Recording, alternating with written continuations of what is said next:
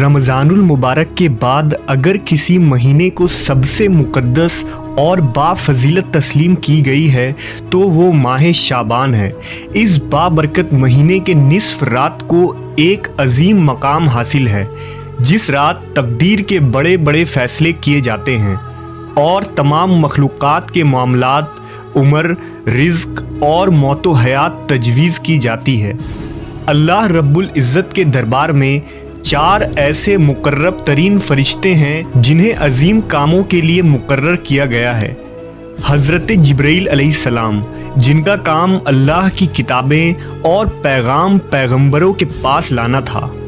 हज़रत मीकाईल अलैहिस्सलाम, जो बारिश, मौसम और मखलूक़ात की रोज़ी वगैरह के कामों पर मुकर्रर हैं।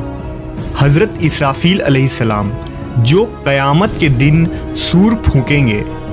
और मलकुल मौत यानी इज़राइल अलैहिस्सलाम, जो मखलूक़ात की जान निकालने पर मुकर्रर हैं। लिहाजा अहदीस में सरकार दो आलम हज़रत मोहम्मद सल्लल्लाहु अलैहि वसल्लम ने इरशाद फरमाया है, आइंदा साल में जितने भी पैदा होने वाले होते हैं वो सब उस शब में लिख दिए जाते हैं, और जितने लोग आइंदा साल मरने वाले होते हैं वो भी उस रात में लिख दिए जाते हैं, और उस रात में लोगों के साल भर के आमाल उठाए जाते हैं और उसमें लोगों का मुकर्ररा रिज़्क उतारा जाता है।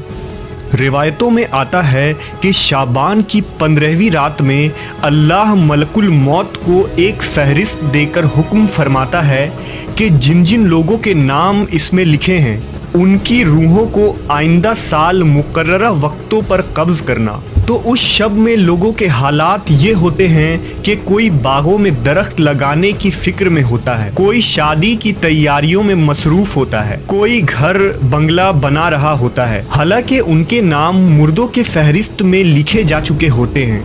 एक शाबान से दूसरे शाबान तक लोगों की ज़िंदगी मुनक़ता करने का वक्त उस रात में लिखा जाता है। यहाँ तक कि इंसान शादी करता है और उसके बच्चे भी होते हैं, हालांकि उसका नाम मुर्दों की फहरिस्त में शामिल होता है।